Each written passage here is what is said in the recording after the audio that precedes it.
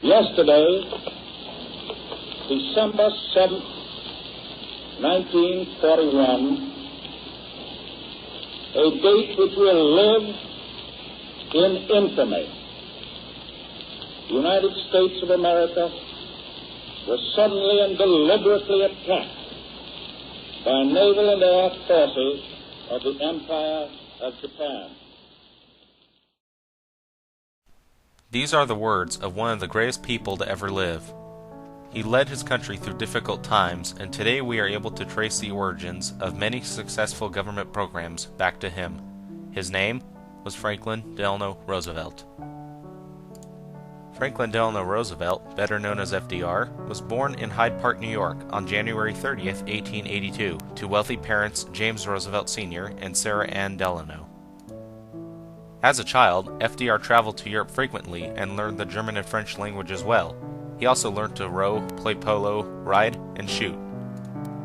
He attended boarding school and afterwards went on to complete his undergraduate degree at Harvard. While there, he became chief editor of the Harvard Crimson, the school newspaper.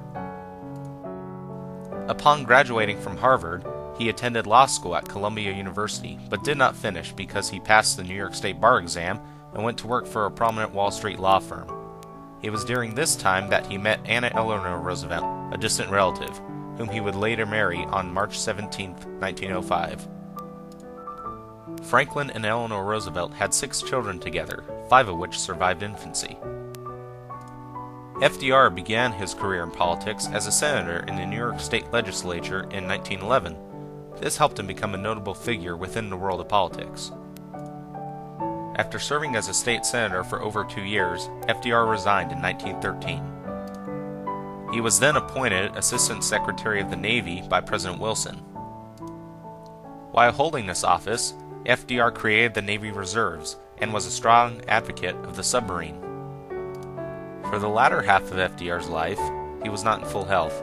While vacationing with his family in 1921, Roosevelt became ill. This sickness was first thought to be poliomyelitis, otherwise known as polio, but a 2003 study found that it was more likely to be Guillain-Barré syndrome. This paralyzed FDR from the waist down.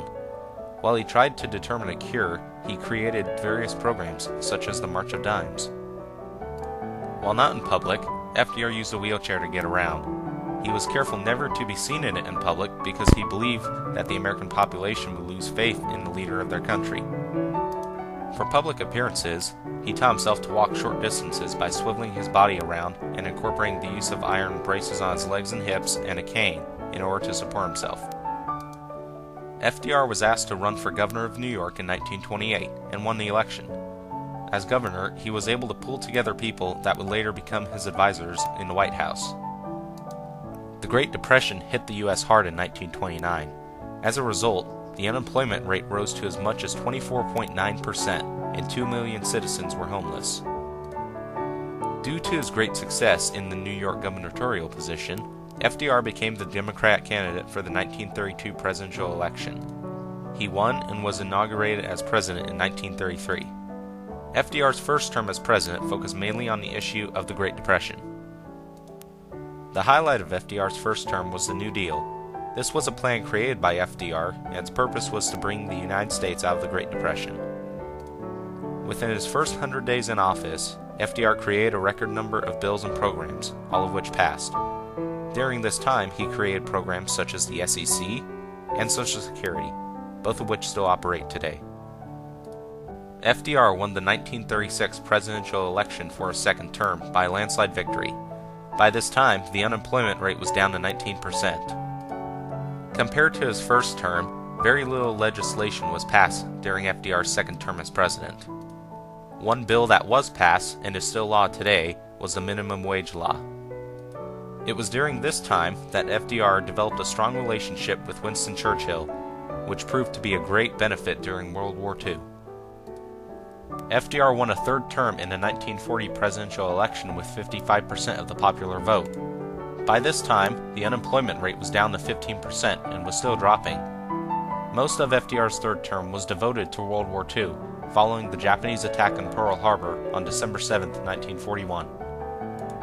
FDR's health had been rapidly declining since 1940. The many years of chain smoking had only added to the problems associated with the efforts of so much travel while being paralyzed. He also had high blood pressure and heart disease.